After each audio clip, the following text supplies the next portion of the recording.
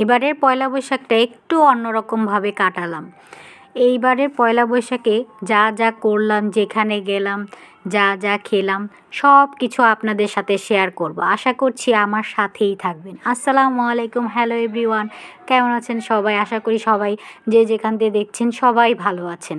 আমিও আপনাদের দোয়ায় ভালো আছি। এবারের পয়লা বৈশাখটা একটু অন্যরকমভাবে কাটাচ্ছি বললাম। আমার শ্বশুরবাড়ির সবাইকে নিয়ে আমরা চলে গেলাম শ্রীনগর, আমার ফুপু শাশুড়ির বাসায়। উনি ওইখানে চাকরি করে, জগদীশচন্দ্র বসু স্কুলের টিচার উনি। ওইখানেই কোয়ার্টার আছে, ওইখানেই থাকে।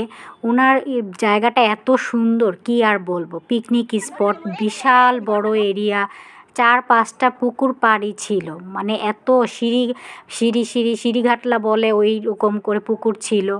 তো সবাই যে যার মতো কাপড় চোপড় নিয়ে নিয়েছে, পুকুরে গোসল করবে। এইদিকে আমরা ফুপু শাশুড়িকে আমরা বলেছিলাম যে আপনি রান্না করবেন না, আমরা এসে রান্না করব, একটা পিকনিকের মতো ভালো লাগবে। তো উনি সব কিছু আয়োজন করে রেখেছিল। আমরা মাটির চুলায় রান্না করব বললাম। তো বাইরে সিমেন্টের ঢালাইয়ের চুলা আমি প্রথম দেখলাম। তো এই ঢালাইয়ের চুলাতে তো রান্না বসিয়ে দিল, সবাই মিলে হাতে হাতে কাজ করছে। তো ভালোই লাগছে, একটা পিকনিক ভাব। আসলে অনেক অনেক ভালো লাগছে। পরিবারের সবাই একসাথে হলে একটা পিকনিক লাগে।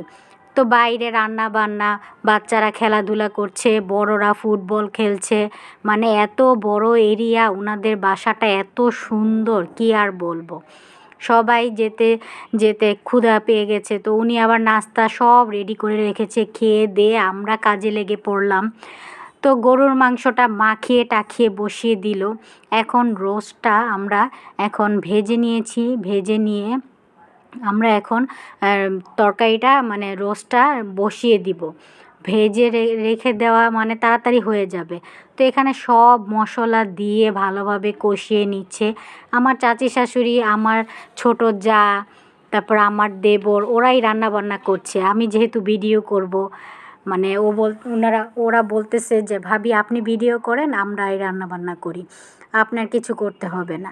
আসলে আমার শ্বশুরবাড়ির মানুষরা সবাই মানে খুবই আমাকে এত হেল্প করে ভিডিও করতে, মানে সবাই অনেক উৎসাহ দেয় আমার এই কাজটাকে। আমিও উৎসাহ পেয়ে অনেক ভালো লাগে কাজ করতে। আসলে এইরকম উৎসাহ দিলে কার না ভালো লাগবে কাজ করতে। তো ওরা, আমার শ্বশুরবাড়ির সবাই আমাকে এত হেল্প করে, মানে কি আর বলবো। অন্য সব আপুদের কথা অনেক শুনেছি, শ্বশুরবাড়ির মানুষরা অনেক কিছু বলে ভিডিও করা নিয়ে, কিন্তু আমার শ্বশুরবাড়ির সবাই এত ভালো, সবাই আমাকে অনেক হেল্প করে। এই যে রান্নাবান্না করছে সবাই, অথচ আমাকে কিছুই করতে হচ্ছে না, আমি শুধু ভিডিও করে দিচ্ছি, ভিডিও করে যাচ্ছি।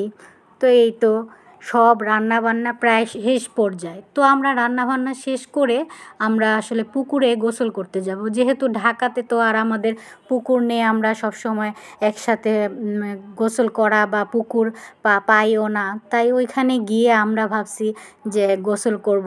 যে সবাই যে যার মতো কাপড় চোপড় আলাদা ব্যাগে নিয়ে আসছে, সারা দিনের জন্য ঘোরা। তো এই তো তারপর আমরা পোলাওটা বসিয়ে দিলাম। আমাদের রান্নাবান্না প্রায় শেষ পর্যায়ে। এর আগে ভাত, ডাল, তারপর মাছ ভুনা করে রেখেছিল। সবাই আমরা দেখুন খেতে বসে পড়েছি। এক বেচ খাওয়া হয়ে গেছে, আরেক বেচ খাওয়া শুরু করে দিয়েছে। আমার দেবর দই দিচ্ছে প্লেটে প্লেটে, মিষ্টি দিচ্ছে। দইটা সবারই পছন্দ। তো এই